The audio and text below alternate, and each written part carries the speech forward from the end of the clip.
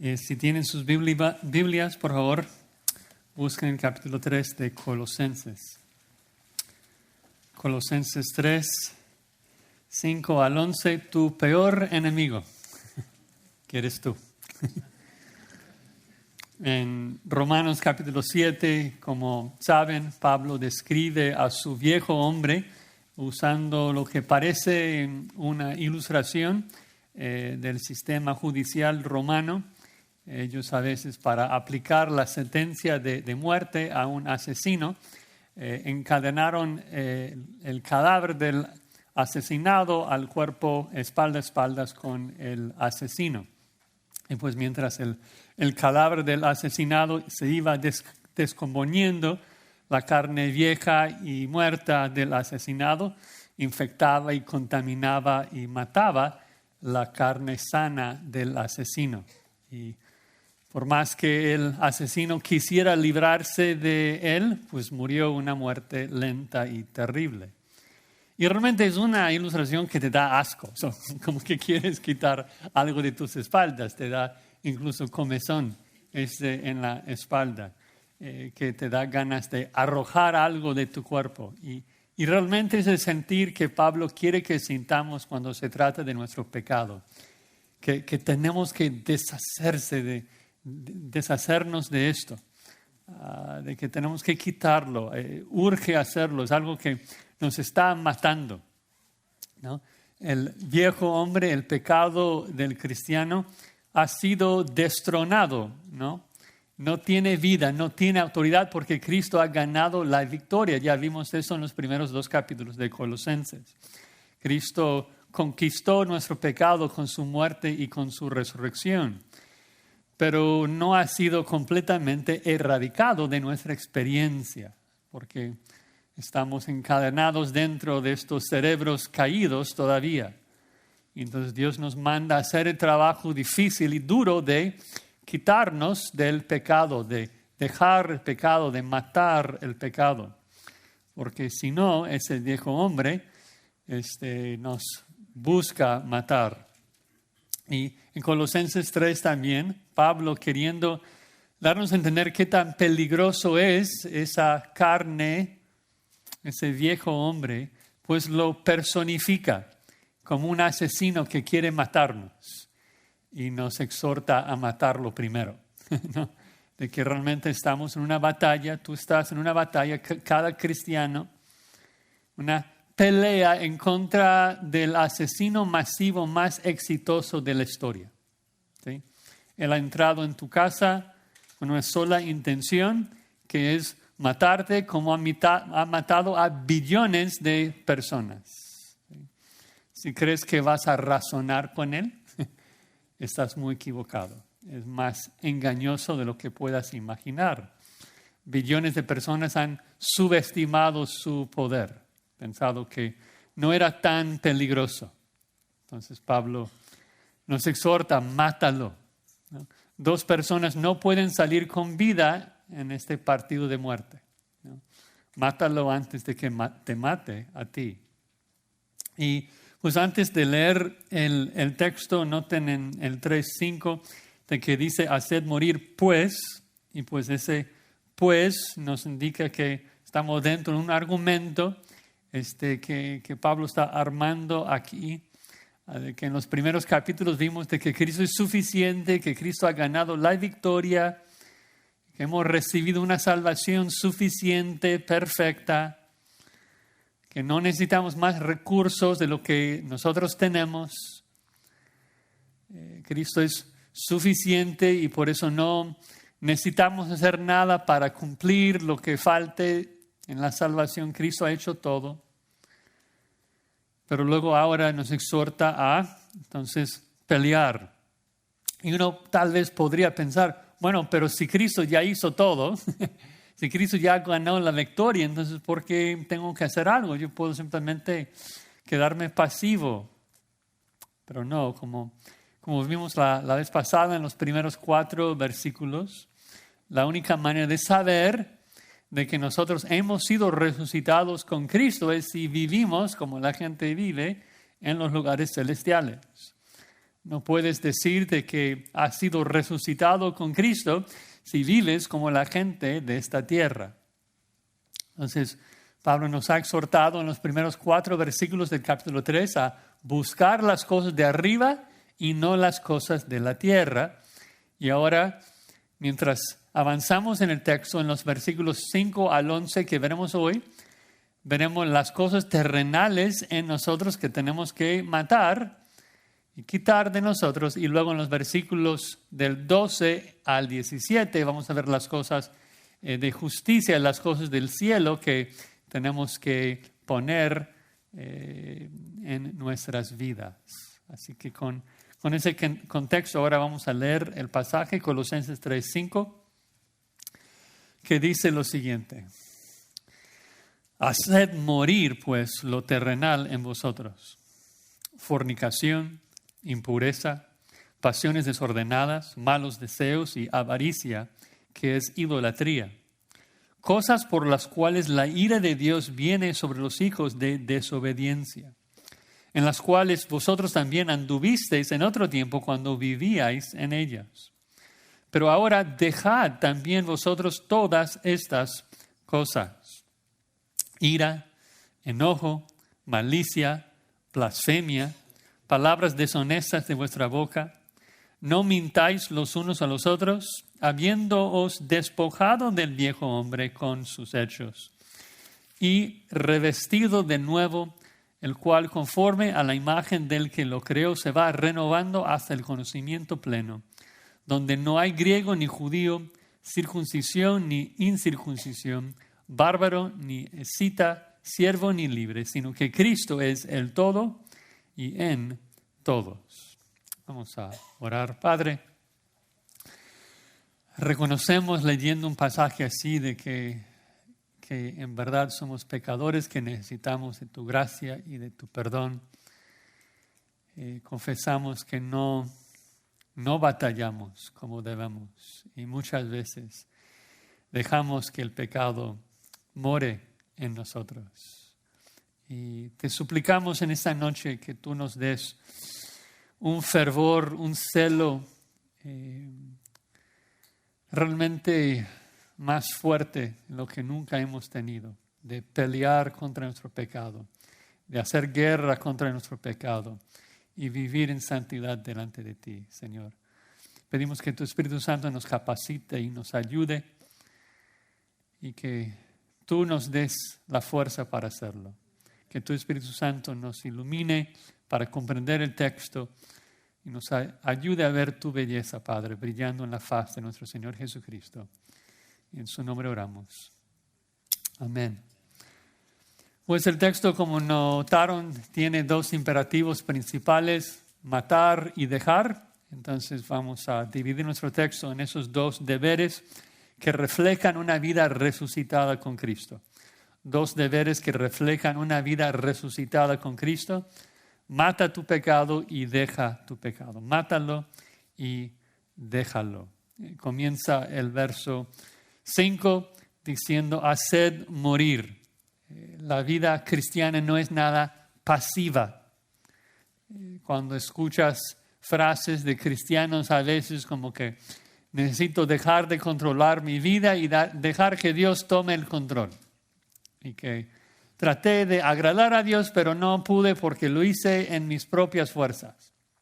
Y creo que entiendo lo que el cristiano quiere decir con esto, pero a veces me pongo a pensar, si no lo haces en tus fuerzas, ¿quién lo va a hacer?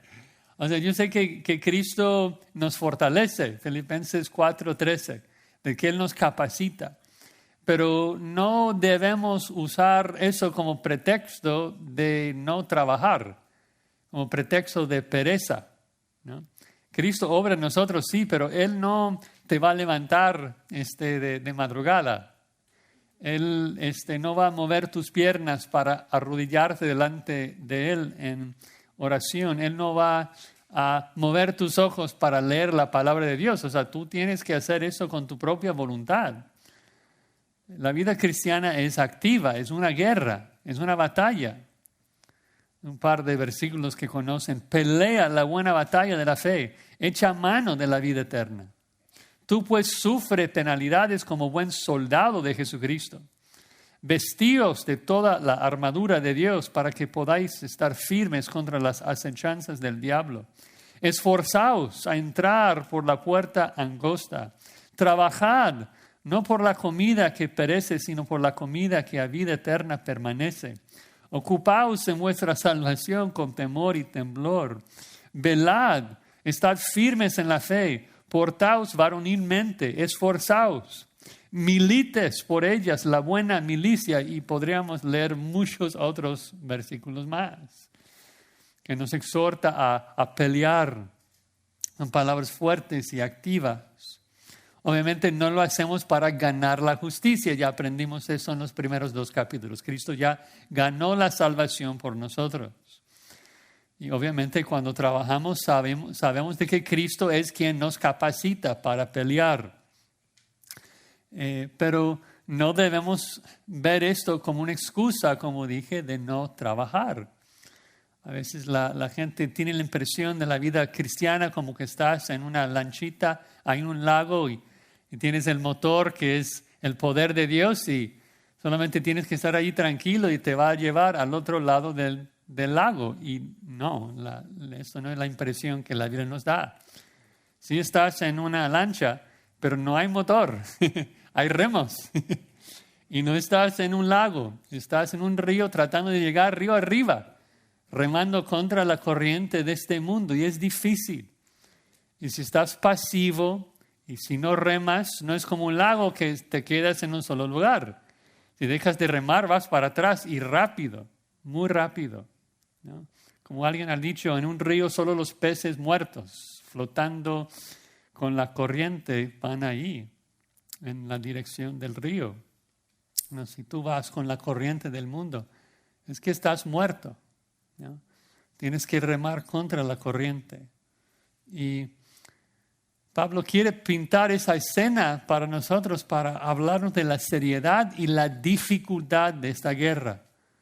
Recuerdan seguramente o saben del sermón, tal vez uno de los más famosos, del pastor John MacArthur, que fue titulado Cortando en pedazos a Agag. Un sermón que habla de la importancia de hacer guerra contra nuestro pecado.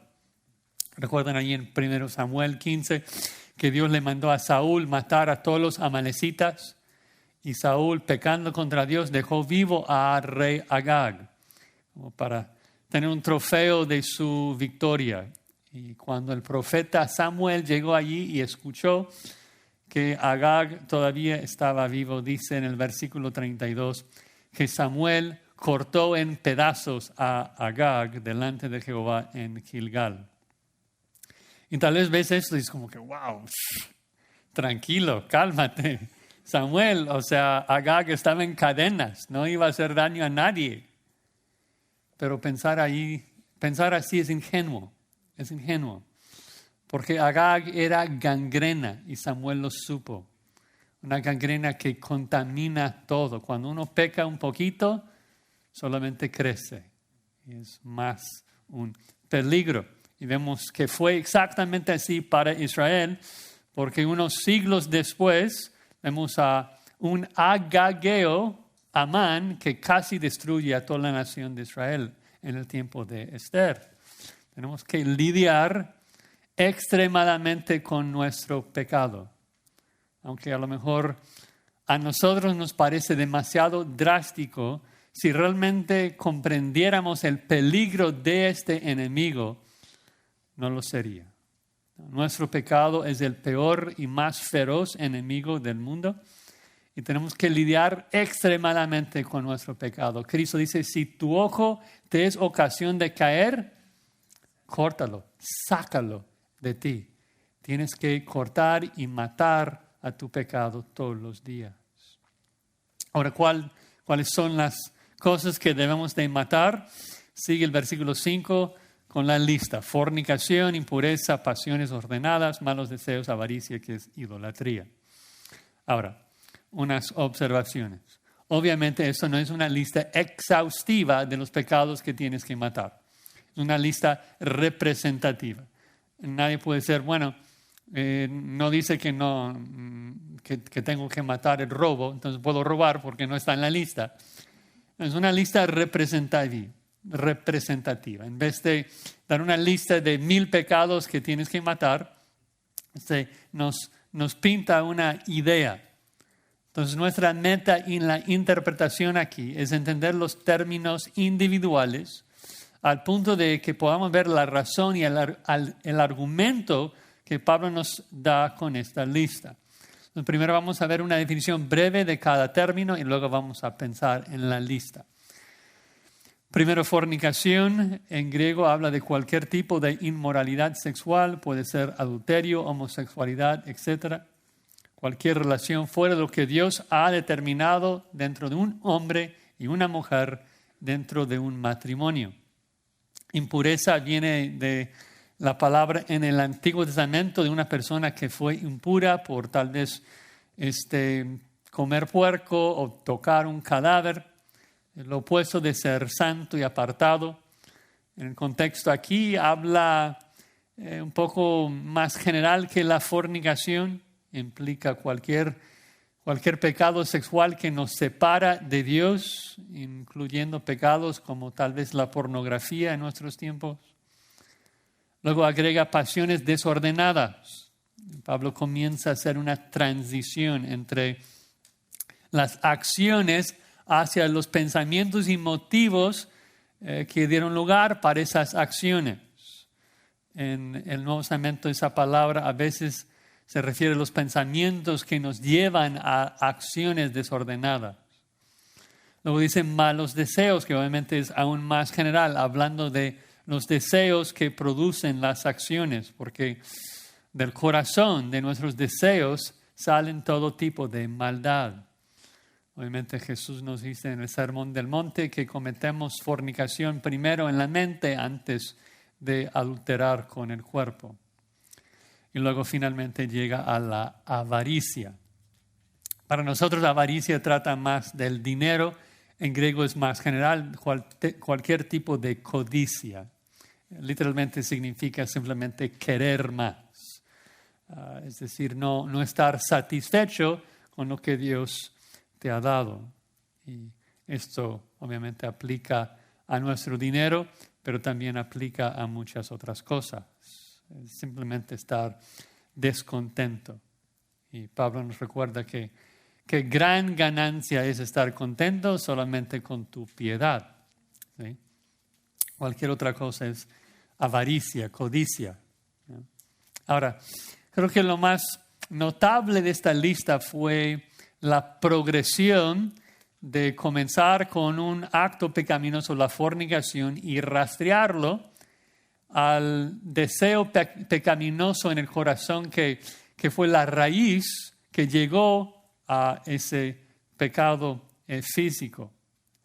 Si no queremos llegar allí al acto físico, tenemos que matar el pecado antes, ¿no? En el corazón, tenemos que matarlo en su infancia. Más dejamos de que la codicia crezca a malos deseos, pues llega más y más fuerte hasta el fornicar con el cuerpo.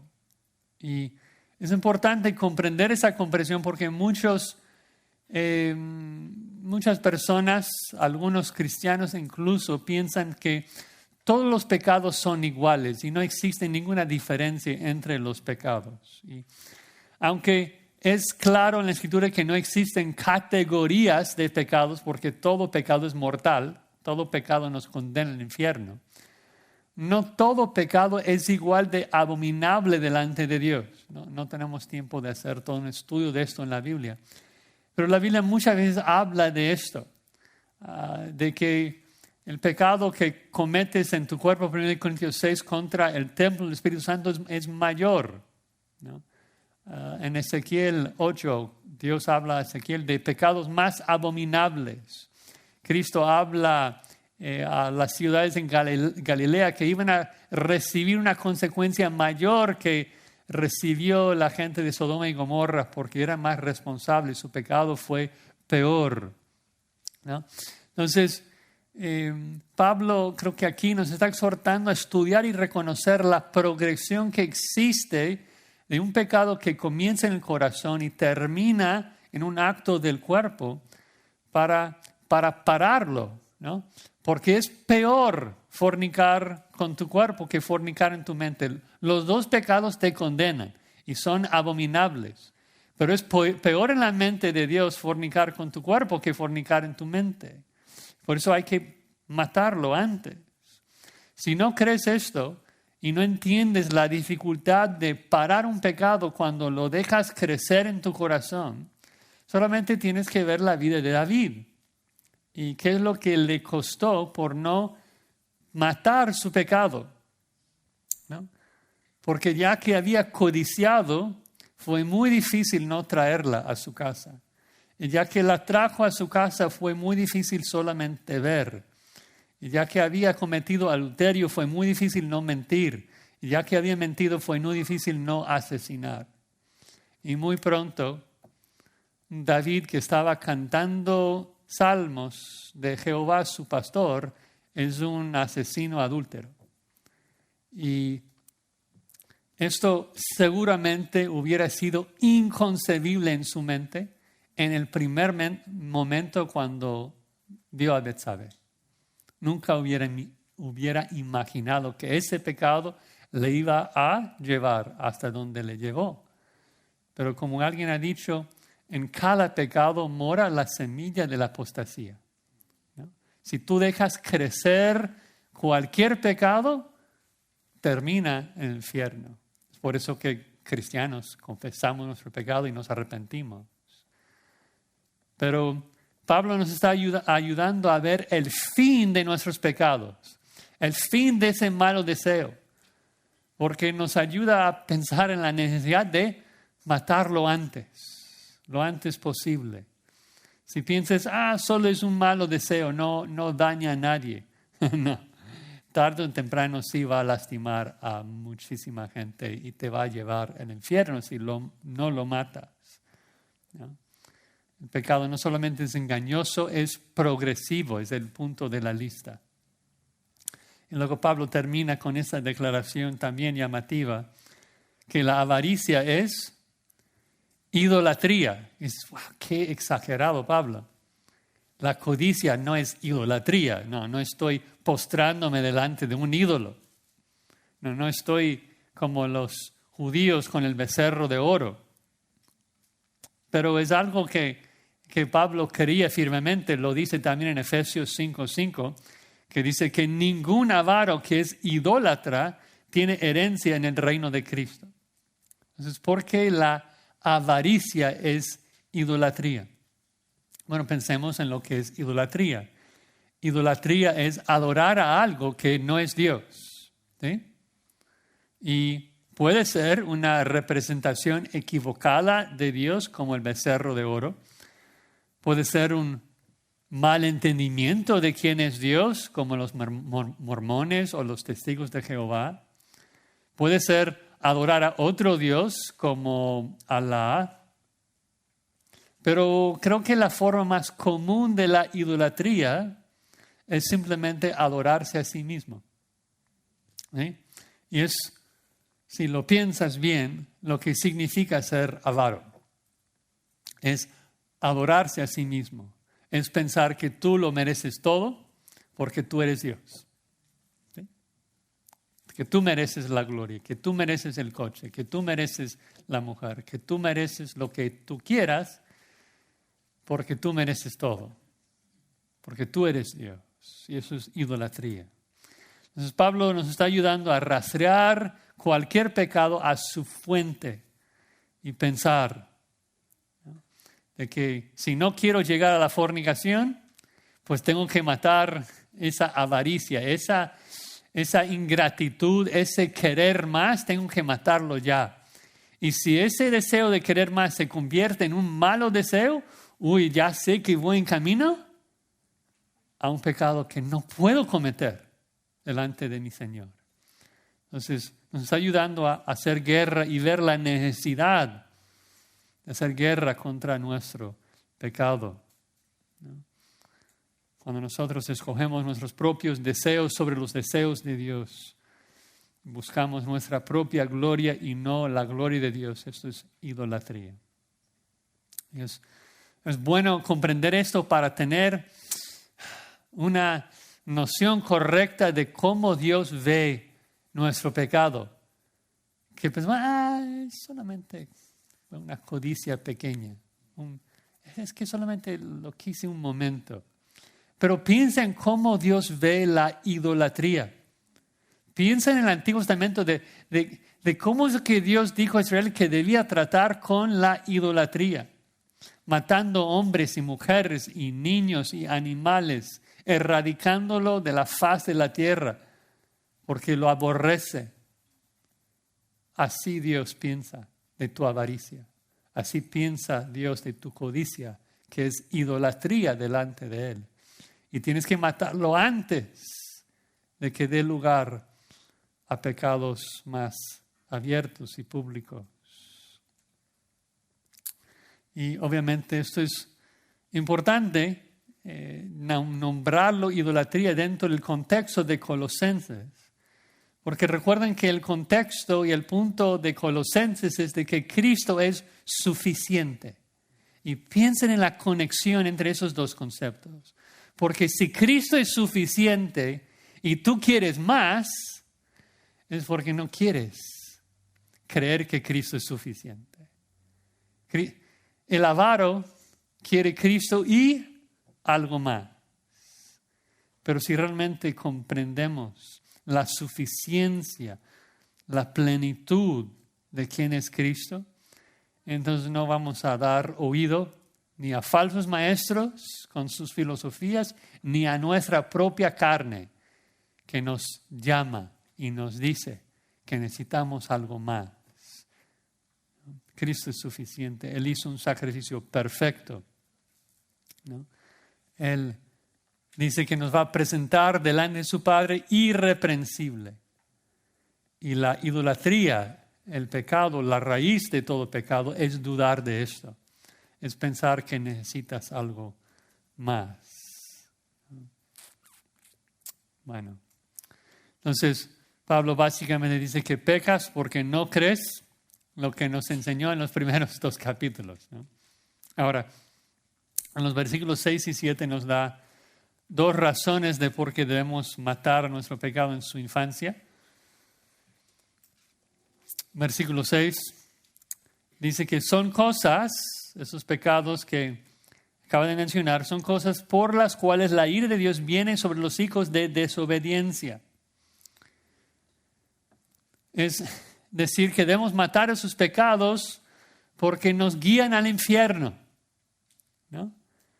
De que si no matas esos pecados te van a llevar al lugar donde Dios derrama su ira sobre los impíos, ¿no? Nuevamente, la idea es de que si no matas tu pecado te va a matar a ti y te va a llevar al infierno donde vas a recibir la ira de Dios. Romanos 8:13. Si vivís conforme a la carne, moriréis. Punto, ¿no? Así de simple. Mátalo o morirás. Y noten, otra cosa importante es que dice que la ira de Dios viene. ¿Sí? Es lo feo y lo difícil del infierno. De que es el soberano, omnipotente, santísimo Dios airado contra el pecador que juzga en el infierno. Tenemos que recordarnos de esto, de que si yo sigo en el pecado, me va a llevar a un solo fin, que es recibir la ira de Dios, que odia y aborrece el pecado. Es un gran motivo para matar el pecado. Segundo motivo, versículo 7. Dicen, las cuales vosotros también anduvisteis en otro tiempo cuando vivíais en ellas. ¿No te acuerdas cómo era vivir así? Lo feo que era, lo insatisfecho que estabas. ¿Quieres regresar a eso? Spurgeon dice, cristiano, ¿qué relación tienes con el pecado? ¿No te ha costado demasiado ya? Niño quemado, ¿jugarás aún con el fuego? ¿No te basta jugar ya con la serpiente? Si te ha envenenado antes, ¿jugarás otra vez sobre su hoyo, metiendo su mano otra vez a su guarida? No seas tan torpe.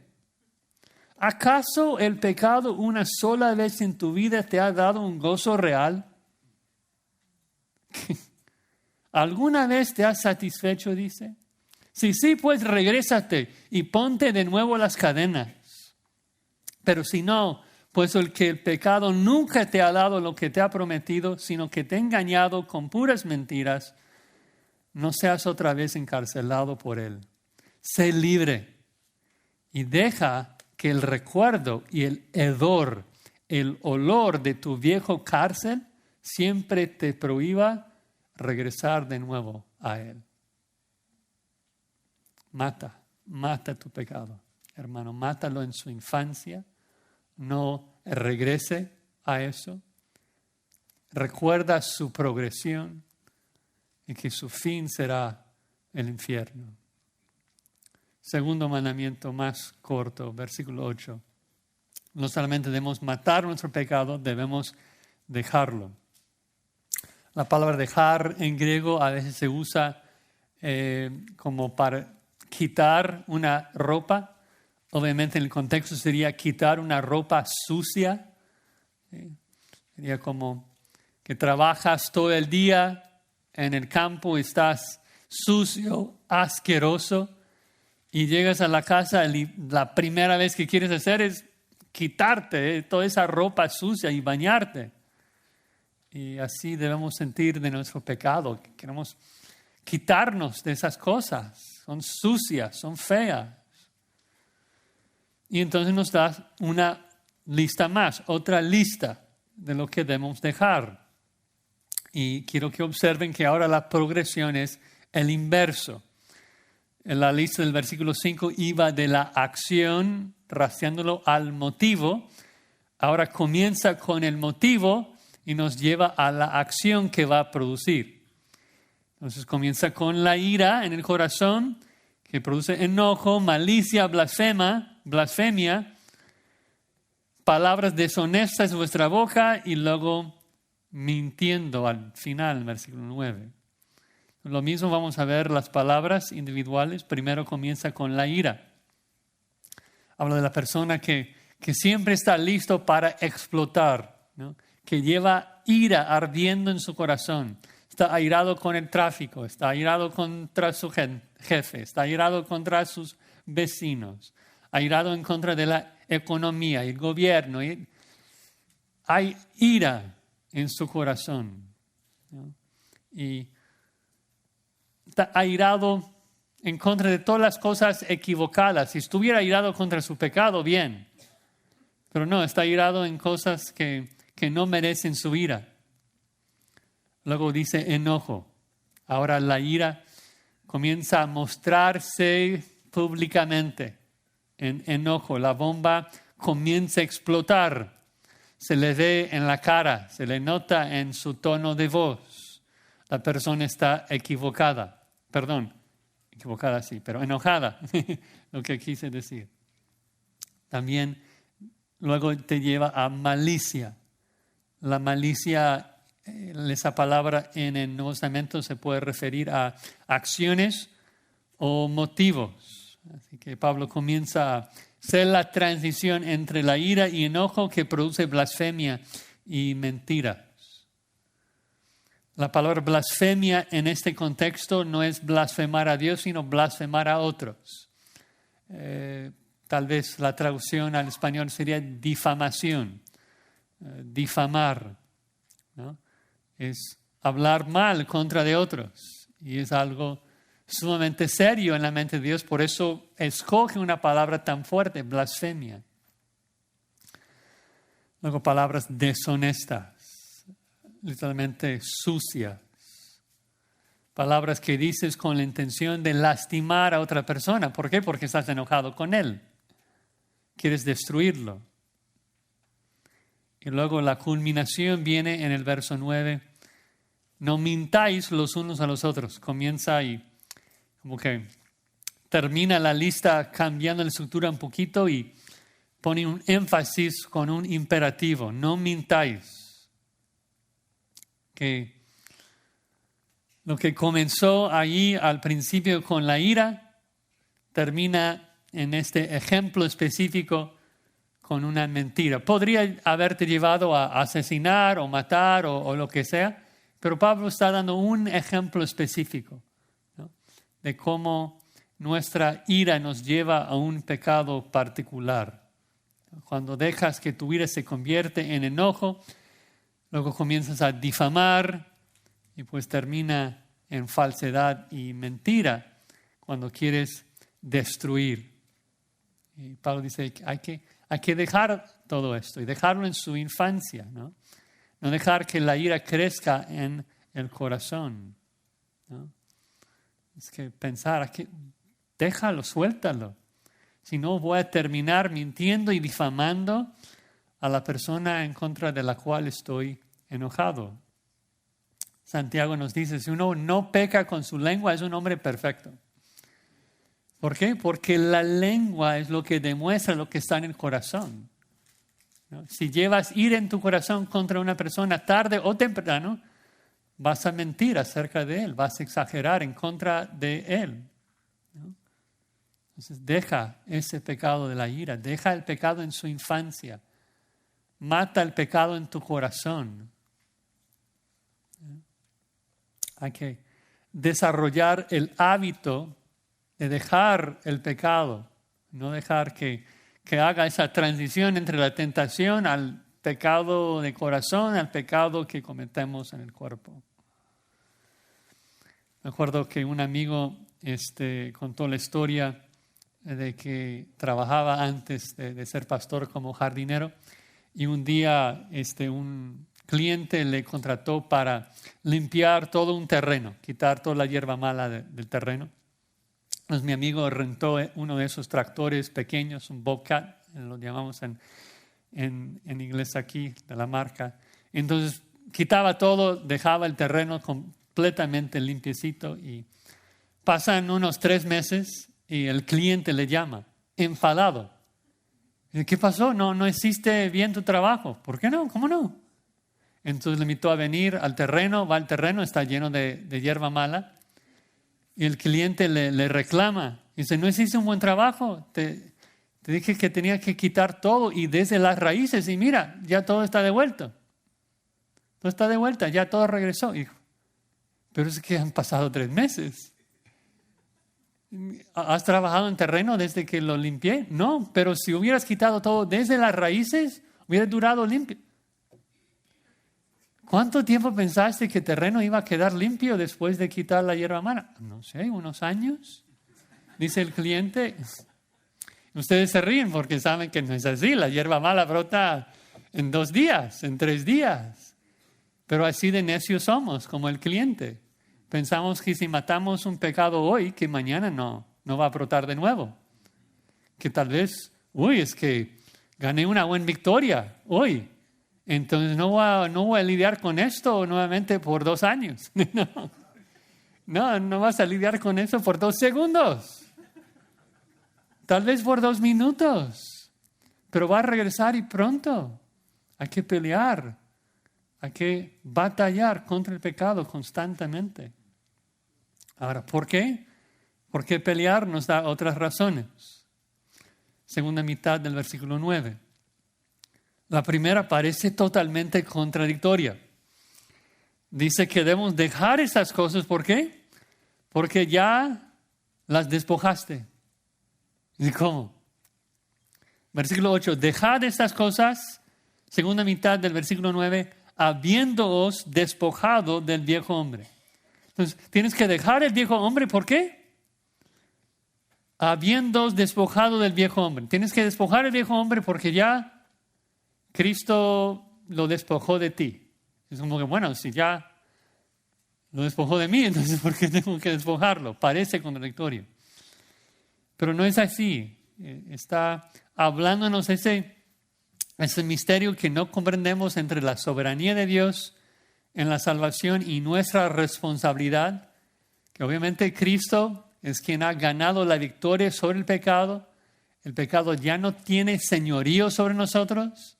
Cristo ya mató a nuestra vieja naturaleza, ya somos nuevas criaturas. Pero nosotros tenemos que trabajar en ocuparnos en esa salvación. Todavía Filipenses 2, 12 y 13. Ocupaos en vuestra salvación con temor y temblor. ¿Por qué? Porque Dios es quien está produciendo en ti tanto el querer como el hacer. Él recibe toda la gloria cuando trabajamos en nuestra salvación. Pero nuestro deber es hacerlo, es hacer el trabajo, es matar, ¿no? En un sentido, es como que estamos matando al cadáver, no tiene vida, pero tenemos que seguir golpeándolo, ¿no? Ya somos hombres nuevos, tenemos la capacidad de hacerlo. Ya no somos como antes de que pecamos y no podremos hacer otra cosa. Somos esclavizados a nuestro pecado. Ya no es así. Ya somos nuevos hombres. Ya somos capaces de no mentir. Ya tenemos esa capacidad. Pero solamente si matas tu pecado, ¿no? Tú tienes que matarlo. Eres capaz, por lo que Dios está haciendo en ti, pero tú eres responsable de hacerlo. Y no quisiera como corregir un error, como algunos piensan, de que cuando Dios nos salvó, que nos dio una nueva naturaleza y ahora tenemos dos naturalezas, la vieja y la nueva, y están peleando entre sí. No, somos nuevas criaturas. En la parte inmaterial somos totalmente nuevos. El viejo hombre ya queda asesinado, muerto, matado por Cristo, crucificado con Él. Pero nuestro nuevo hombre todavía mora dentro de un cuerpo con un cerebro habituado a pecar. Y tenemos que hacer el trabajo de matar a esos hábitos, matar a ese pecado, despojarnos, ¿no? En griego los verbos aquí apuntan a una acción pasada completa, que el viejo hombre fue despojado, que ya fuimos revestidos. Tenemos una nueva naturaleza con nuevos deseos que Dios planta en nosotros. Pero aún así tenemos que seguir peleando contra el pecado que mora en nuestro cuerpo. Ahora, no solamente Dios ha hecho el trabajo de matar el viejo hombre y despojarnos del viejo hombre. Esto es una acción pasada. Ahora noten también la obra de santificación en el versículo 10, de que dice, el cual conforme a la imagen del que lo creó, se va renovando, tiempo presente, se va renovando hasta el conocimiento pleno, ¿no? Entonces, Dios ya nos ha despojado del viejo hombre y ahora un verbo presente, un proceso continuo, estamos siendo renovados. Literalmente, voz pasiva, estamos siendo renovados por Dios. Tú no te renuevas, es una obra que Dios hace, Dios te capacita para matar tu carne. Entonces Dios ha quitado nuestro viejo hombre, nos ha quitado el corazón de piedra, nos ha dado un corazón nuevo, revestido del nuevo hombre, pero ese acto de regeneración ahora produce hoy en día un proceso de santificación, ¿sí? En que Dios está renovando el nuevo hombre conforme a su propia imagen. Es decir, que podemos matar el pecado por la regeneración, porque somos capacitados. Y Dios está santificándonos. Pero nosotros tenemos que ser activos en ese proceso. Nosotros tenemos que matar el pecado, ¿no?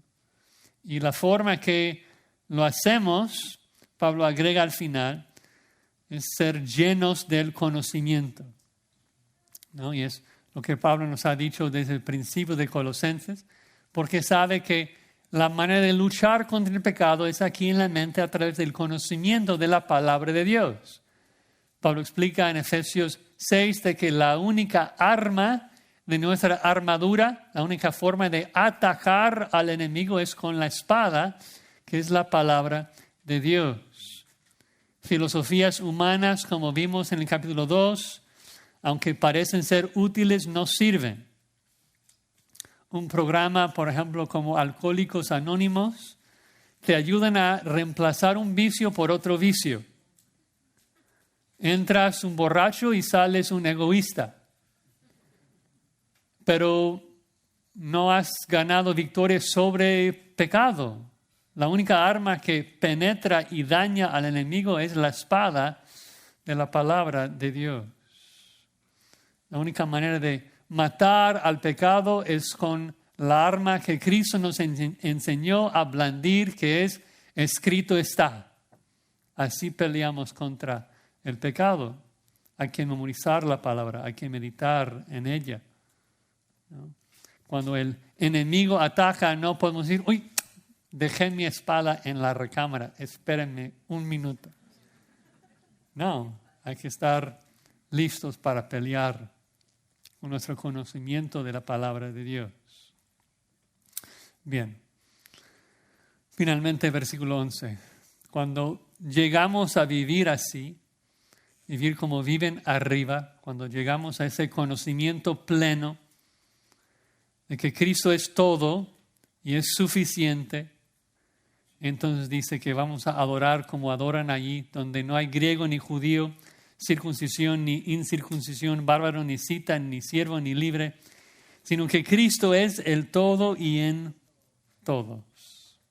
Hombres y mujeres redimidos de todo el linaje, lengua, nación, postrados cantando un cántico nuevo al Cordero, que es digno de nuestra adoración. Toda la honra, la gloria y el poder lo merece el Cordero inmolado, ¿no? Y ya no hay división en la iglesia, porque en Cristo todos somos iguales, pecadores perdonados. No hay judío ni griego, no hay bárbaros, no hay escitas. Los escitas eran un pueblo nómada, temida por su brutalidad. Pero no importa, en Cristo todos somos iguales, todos perdonados. Cristo es todo para nosotros y en todos. Y el punto es de que cuando tú entiendes, cuando tú llegas a comprender de que no depende de tus esfuerzos, sino que depende de Cristo y su suficiencia, eso destroza nuestro orgullo y derrota toda barrera entre nosotros.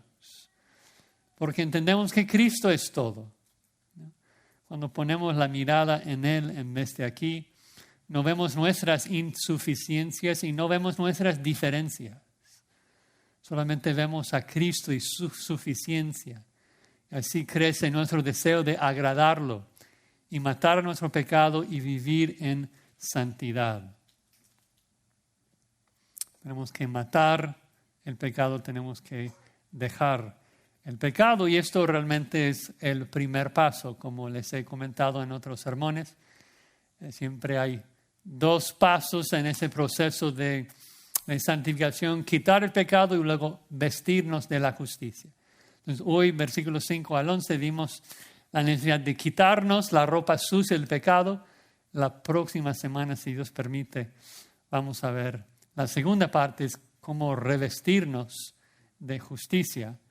Porque el ladrón no deja de ser ladrón cuando deja de robar, deja de ser ladrón cuando trabaja con sus manos y da con generosidad al que lo necesita.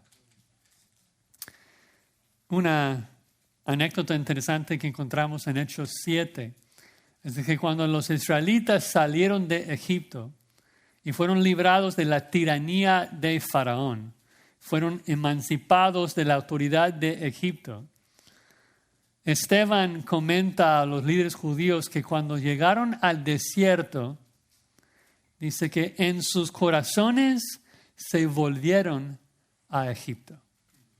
Regresaron en sus corazones a su vida pasada. Y dijeron a Aarón, debido a ese deseo de regresar a su pecado, haznos dioses que vayan delante de nosotros. Porque cuando dejamos crecer el pecado en el corazón, nos lleva a la codicia y la idolatría. Y esto nunca debe pasar a la vida de un cristiano, ¿no? Porque el cristiano persevera hasta el final. Pero por eso tenemos el deber de estar activamente matando a nuestro pecado. Sí es cierto que Cristo ganó la batalla. Ya nos hizo nuevas criaturas. Pero como comenté, el pecado no queda totalmente erradicado todavía. Seguimos, como Pablo explica en Romanos 7, encadenados a este cuerpo de muerte. Y tenemos que matar y dejar. Tenemos que quitarnos el pecado todos los días, todos los minutos. Y cuando nace en nuestro corazón un deseo idólatra de codicia, hay que matarlo pronto, no dejar que crezca en el corazón. No pensar que podemos jugar un poquito con el pecado. No. Tu pecado quiere matarte, te quiere ver en el infierno. Tú tienes que matarlo antes. Así que este es un momento, hermanos, para que nosotros meditemos. Si hay un pecado en nuestras vidas que estamos dejando sobrevivir, si hay un pecado que está estrangulándonos y que nos va a guiar a pecados peores y peores, al punto de tal vez ver de que ni siquiera éramos creyentes, porque el creyente es el que siempre pelea contra su pecado. El creyente es el que no puede dejar vivir su pecado, tiene que matarlo, tiene que dejarlo. Y vamos a hacer guerra contra nuestro pecado, matar nuestro pecado todos los días de nuestra vida hasta que Cristo venga por nosotros, ¿no? Entonces hay que pensar qué medidas estás dispuesto a tomar para dejar muerto a tu pecado.